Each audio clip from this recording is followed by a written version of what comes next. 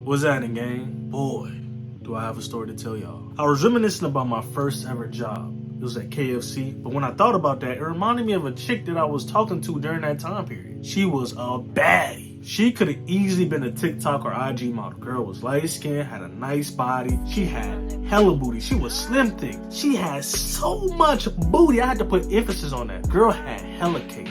We have been Facebook friends for a long time, but then out of the blue, she just decided to DM me. We was casually talking almost every day. Then out of the blue, she just started calling me babe. Look, as fine as she was, she could have called me motherfucker. For all I care, I still would have entertained her conversation. So in the midst of us talking, shorty finds out that I work at KFC. I always work the night shifts on the weekend. That's the best time to work any fast food place. Make so much food at night, you don't sell it, you could bring some food home. So shorty says, hey, do you want to come kick it with me? I'm like, yeah, for sure. She said, okay, well, just bring me some food. Sweetheart, I will dig up Colonel Sanders himself and bring him to you if that means I can come kick it with you. She slide me the address, I put it in the GPS. Right after work, I go directly to her crib. I go knock on the door, she answers the door looking seasoned than a mug. And what I mean by seasoned, I don't want to call her dirty, but she was like a few inches from being dirty. So I'm just gonna say she was a bit seasoned, like seasoned chicken. So she goes in to give me a hug, she turns around and say, come on in. And when she turned around, it was just so much booty hanging out those little cheerleader shorts. Red flags was going off in my mind, these sirens and shit. I just could not focus on the noise in my head because that ass was so magical. So I go in the house.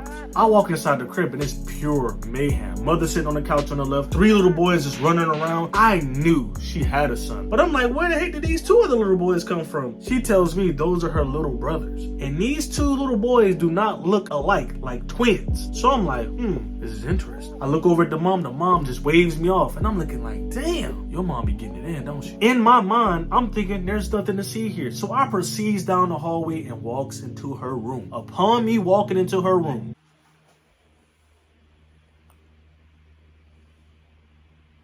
nigga, food stains on the floor, juice stains on the floor, gum on the floor. Her room was just stains, a bed, and piles of clothing. I remember saying out loud, nah, I ain't taking my shoes off of here. I walk over to the only place where I could sit in the room, which is a chair next to the window. I sit down and I watch her devour a 4-piece meal, 2 sides, and a lemonade in minutes. I remember vividly watching her eat and looking at her mouth like, ugh.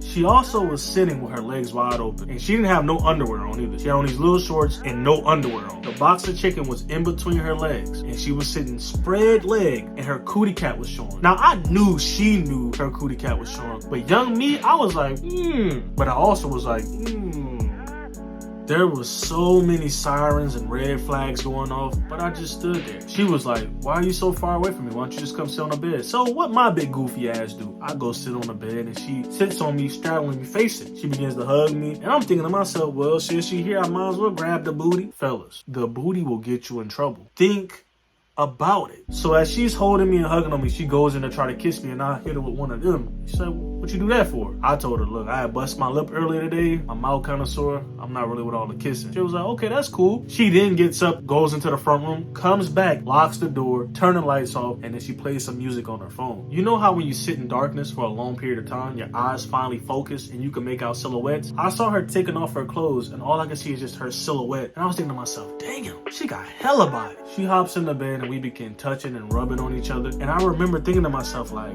this is a little bit too easy. All I did was bring a 4-piece, 2 sides, and a lemonade. I was thinking to myself, who else was in this position? Who else you put that mouth on? Because that mouth looked crazy. Not in a good way either. In my mind, I'm thinking, damn, she might have STDs and trying to give them bitches away. But in reality, I'm just regressing back. She going to try to kiss me again and what are you doing? Her silhouette goes from being on top of me to the side of me. And she looks over at me and she says, Thomas, what's the matter? Whoa. Who the hell is Thomas? Confirmed. Niggas be all through here. I needs to go. I get up and walk out the crib. Walk down to my 1994 Honda Accord, hop in that bit, go straight to the crib. The whole time I was thinking to myself, damn, I thought I had one. But the whole time she was for the streets. And that term wasn't even out back then, but she was for the streets. The reason why I'm telling you this, because it don't matter how fine it is. Always FaceTime before you go to someone's crib to see if that room clean.